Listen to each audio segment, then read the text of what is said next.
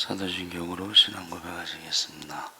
전능하사 천지를 만드신 하나님 아버지를 내가 믿사오며 그의 외아들 우리 주 예수 그리스도를 믿사오니 이는 성령으로 잉태하사 동정녀 마리아에게 나시고 본디오 빌라도에게 고난을 받으사 십자가에 못 박혀 죽으시고 장사한 지 사흘 만에 죽은 자 다시 살아나시며 하늘에 오르사 전능하신 하나님 우편에 앉아 계시다가 저희로서 산 자와 죽은 자를 심판하러 오시리라. 성령을 믿사오며 거룩한 공예와 성도가 서로 교통하는 것과 죄를 사하여 주시는 것과 몸이 다시 사는 것과 영원히 사는 것을 믿사옵나이다. 아멘. 찬송가 455장 찬송하시겠습니다.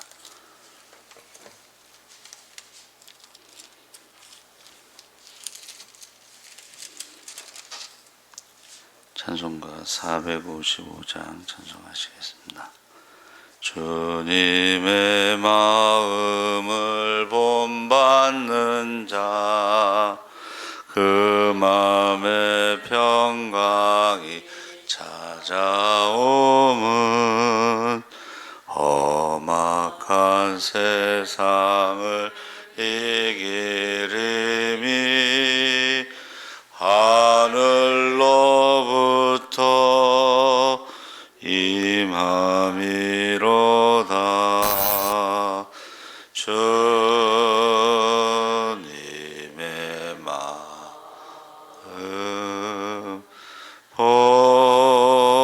본받아 살면서 그 거룩하심 나도 이루리. 주 모습 내 눈에 안 보이며 그 음성 내 귀에 안 들려도 내 영혼 날마다 주를 만나 신령한 말씀 늘 배우도다. 주님의 마음 본받아 살면서 그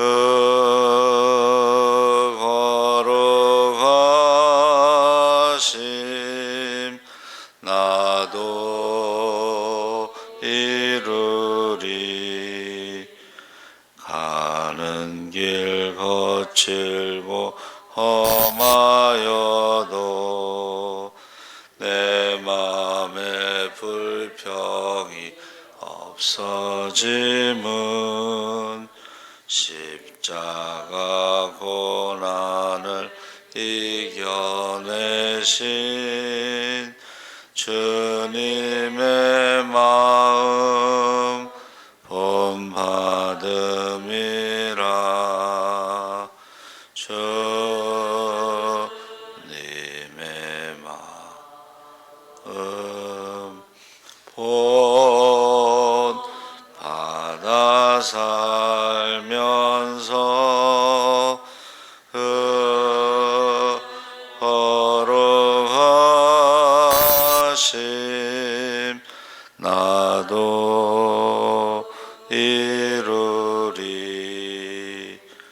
주 예수 세상에 다시 오실 그날엔 무성도 변화하여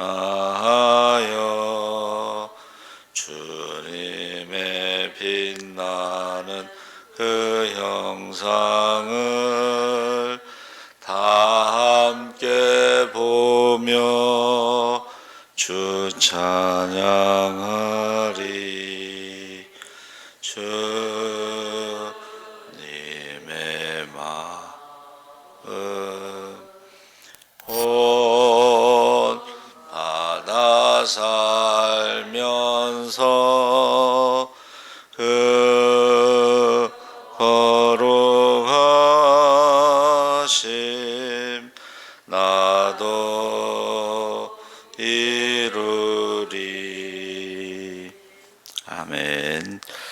하나님 말씀 빌립보서 2장 1절에서 11절까지 말씀을 보겠습니다. 신약 성경 318쪽에 있습니다. 빌립보서 2장 1절에서 11절까지 교독을 하겠습니다. 한 절씩. 그러므로 그리스도 안에 무슨 권면이나 사랑의 무슨 위로나 성령의 무슨 교제나 국률이나 자비가 있거든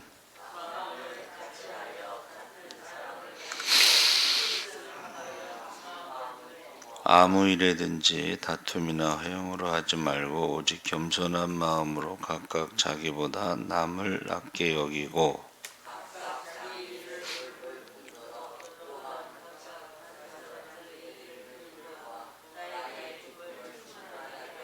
너희 안에 이 마음을 품으라. 그 그리스도 예수의 마음이니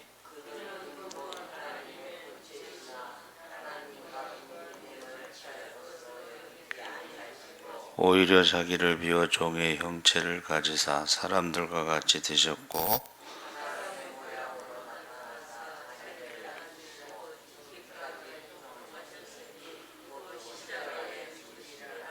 이러므로 하나님이 그를 지극히 높여 모든 이름 위에 뛰어난 이름을 주사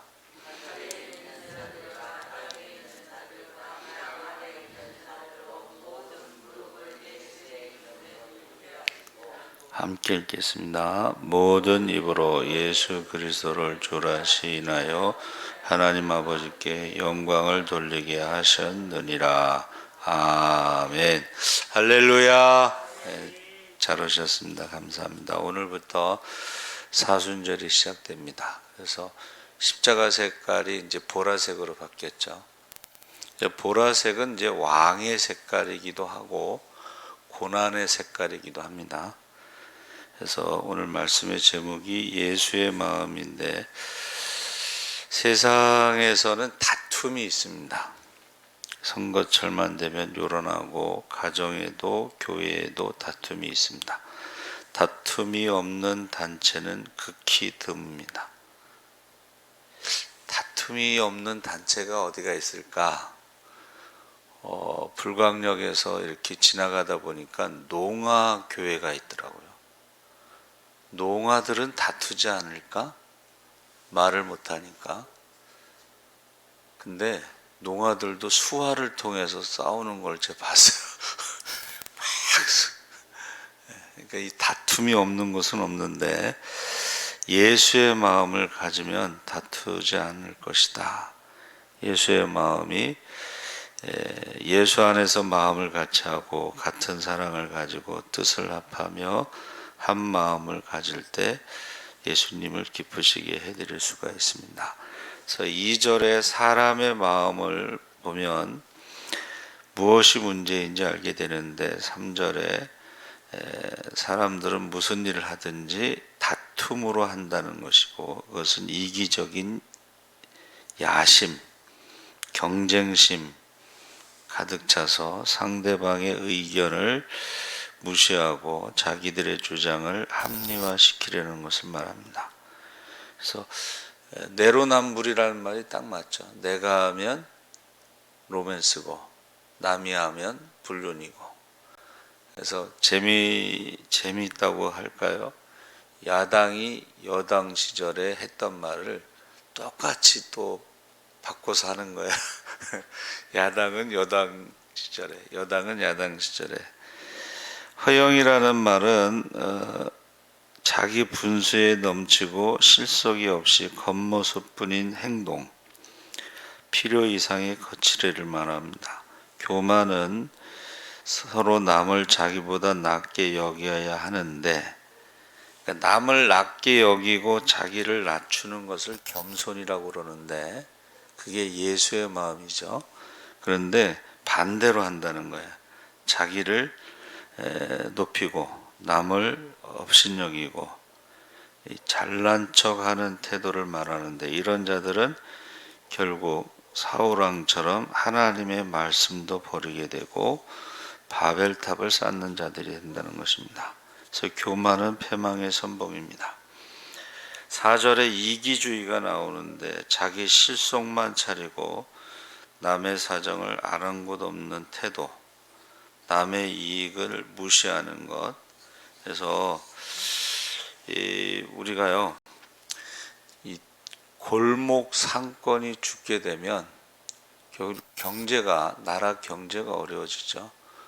그래서 지금 모든 것이 한 30에서 40 정도 올라가서 어제 잠깐 뉴스에 보니까 공깃밥이 1,000원이던 시절은 이제 지나갔다. 공깃밥을 1,000원 받아가지고는 장사가 안 된다는 거죠. 그래서 지금 모든 것이 다 지금 심각하게 말하고 있습니다. 그래서 우리들 안에 내재되어 있는 이러한 마음들이 예수 믿고 신앙생활을 한다고 해도 교회 안에서도 여전히 분열과 반목이 얼룩져 있고 연합이 안 되는 것을 사도 바울이 지적하고 있습니다. 그래서 같은 생각을 품고 같은 사랑을 가지고 뜻을 합하여 한 마음이 되면서 나의 기쁨이 넘치게 해달라 하고 지금 부탁하는 거죠. 빌립보 교회가 사도 바울의 그 선교를 도왔어요. 그러니까 선교 헌금을 보냈어요. 근데 결과는 뭐예요? 감옥에 갇혔잖아요. 그러니까 거기에 대해서 이제 교회 안에서 여러 가지 의견이 생기고 분쟁이 일어난 거예요. 계속 우리가 선교를 해야 되느냐 말아야 되느냐, 우리가 선교 헌금 보낸 결과가 이거냐 이러면서 그런 이야기를 하고 있습니다. 그래서 예수의 마음이 이제 6절에서 8절까지 거기 나오고 있는데, 사람들 속에 있는 마음으로는 하나님께 영광을 돌릴 수 없기 때문에 사도 바울이 너희 안에 이 마음을 품으라, 곧 그리스도 예수의 마음이니, 그래서 그리스도인들이여 예수의 마음을 품기를 원하고 예수의 마음이 어떠한 것인지 6절에서 8절까지 소개하고 있는데, 6절에 근본 하나님의 본체, 이것은 하나님과 본질이 같다는 것입니다. 다른 표현은 하나님의 모습을 지니셨다. 그럼에도 불구하고 하나님과 동등한 존재가 되려 하지 않았다. 그래서 예수님께서 나는 마음이 온유하고 겸손하니 너희는 내 멍에를 메고 내게서 배우라. 그러면 너희 영혼이 쉼을 얻을 것이다. 그래서 사도 바울이 뭐라 그러냐면 나도 사도로서 전도를 하면서 먹을 수 있는 권리가 있다. 순회 전도자들. 그런데 복음의 해가 될까봐 그 권리를 내가 주장하지 않고 텐트 메이커로서, 텐트 메이커는 이제 사도 바울의 직업입니다. 근데 그것이 이제 요즘에는 뜻이 바뀌어가지고 자비량 선교를 텐트 메이커라고 합니다. 다시 말하면 자기 직업이 있고 그 직업을 가지고 이제 선교를 하는 것입니다. 그래서 원래 유대인들의 랍비 있잖아요. 랍비, 하나님 말씀을 가르치잖아요.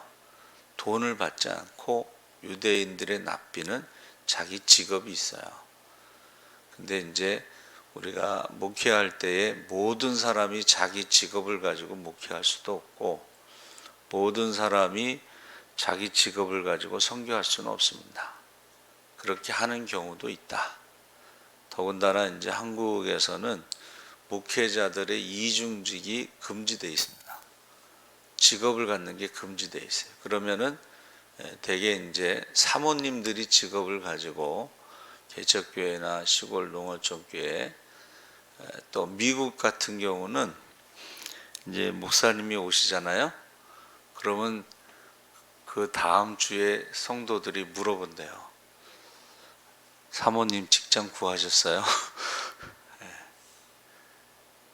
그러니까 저는 제 생각에는 교단에서 작은 교회나 개척교회를 생활비를 이렇게 도와주지 못할 경우에는 이중직을 허락하는 것이 맞다고 생각을 해요. 안 그러면 이제 사모님만 죽어나는 거예요. 그래서 제 생각이 그렇습니다. 예수의 마음은 근본 하나님과 본질이 같지만 동등됨을 취하지 않고 온유하고 겸손한 것이 바로 예수의 마음이고, 두 번째는 오히려 자기를 비워 종의 신분을 취하셔서 우리와 똑같은 인간이 되셔서 이 땅에 오셨다. 자기를 완전히 낮추셨다는 거예요. 결국 죄인이 되어서 십자가에 처형당하신 제물이 되셨죠. 세 번째는 8절에 죽기까지 복종하셨으니, 예수님은 당신 자신을 낮추셔서 죽기까지 하나님의 말씀에 복종하고 십자가에 달려 죽으셨습니다. 그래서 겟세마네에서 기도를 보면, 거기 가면요, 예수님이 엎드려서 기도했다는 바위에 손자국, 바위가 파였어요. 그는 그곳에서 늘 기도를 하신 거죠. 그래서 우리나라도 기도를 많이 했을 때에 낙타무릎이라고 하는 그런 별명이 있죠. 그 낙타무릎의 별명은 야고보의 별명입니다. 주의 동생 야고보가 예수님이 살아계실 때는 믿지 않았지만, 예수님이 돌아가시고 나서 부활하시고 사도들과 더불어 마음을 같이 전혀 기도에 힘쓸 때에 야고보가 기도를 얼마나 많이 했는지 낙타무릎이었다. 그러니까 주의 동생이라고 해서 예루살렘 교회의 지도자가 될 수는 없습니다. 그렇죠?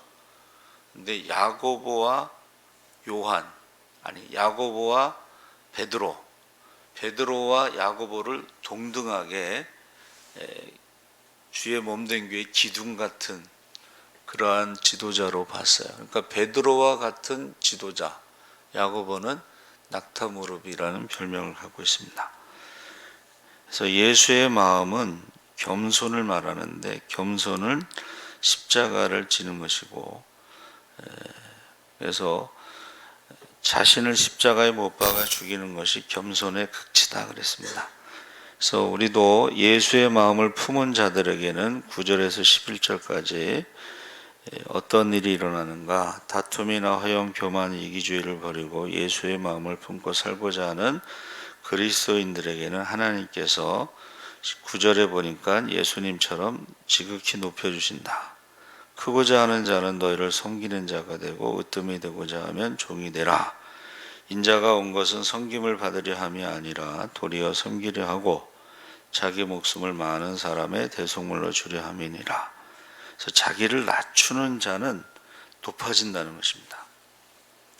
예수님께서 십자가에 죽기까지 낮아지셨기 때문에 가장 높은 곳으로 하나님이 올려주셨다. 그리고 9절에 보니까 모든 이름 위에 뛰어난 이름을 주셨다. 사도행전 4장 12절에 다른 이로서는 구원을 얻을 수 없나니 천하 인간의 구원을 얻을 만한 다른 이름을 우리에게 주신 일이 없음이로라. 여러분의 이름이 유명해질 것이다.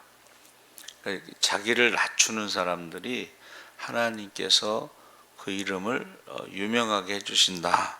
그래서 사람은 인사유명, 죽어서 이름을 남기고, 호사유피, 호랑이는 죽어서 가죽을 남기고, 성도는 죽어서 제가 뭐라 그랬죠? 간증을 남긴다. 간증. 성도는 죽어서 간증을 남긴다. 제가 그랬죠. 예수의 이름 앞에 무릎을 꿇게 하신다. 10절에 하나님께서 하늘과 땅 위와 땅 아래에 있는 모든 것이 예수의 이름 앞에 무릎을 꿇게 만드셨습니다. 그래서 모든 천지 만물을 다스리시고 심판하시는 권세를 지니셨습니다. 그래서 땅에 있는 성도는 존귀한 자니 나의 모든 즐거움이 저에게 있도다. 그래서 저와 여러분이 살고자 하면 죽고 죽고자 하면 산다고 우리가 유명하게 되는 것입니다. 11절에 하나님께 영광을 돌리게 된다. 모두가 입을 모아 예수 그리스도는 주님이시라고 고백하고 하나님 아버지께 영광을 돌리게 하셨습니다. 그래서 우리가 하나님의 은혜를 감사하고 영광을 돌리게 될 것입니다. 그리스도인들은 예수의 마음을 품고 세상에서나 교회에서나 말하고 행동해야 합니다. 예수의 마음은 겸손이고 성도들이 같은 생각을 가지고 같은 사랑을 나누고 마음을 합쳐서 하나가 되는 것입니다. 이런 마음으로 살아갈 때 하나님께서 우리를 지극히 높여주시고 모든 이름 위에 뛰어난 이름을 주실 것입니다. 그래서 겸손이라는 것이 여러분 그 겸자가요 그 주역에 보면 간하곤상이라고 하는데 이것이 뭐냐면 땅 속에 산이 있다 그런 뜻입니다.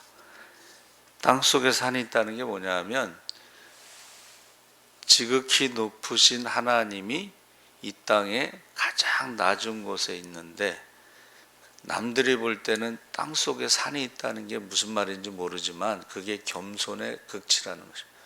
예수님이 십자가에 죽기까지 순종하시고 이제 무덤에 들어가셨죠.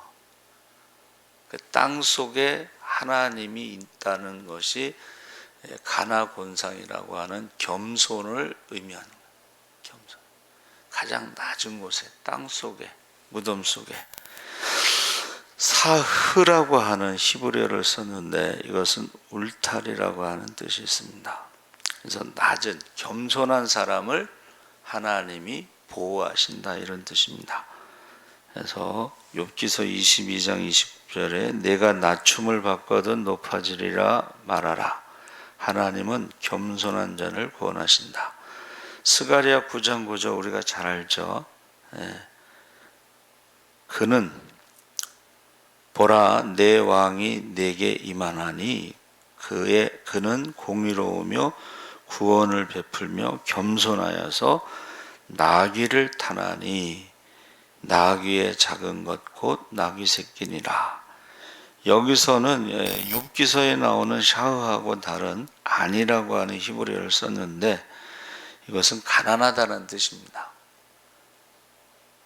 예수님이 그 나귀 새끼를 빌려서 탄 거예요. 그렇죠?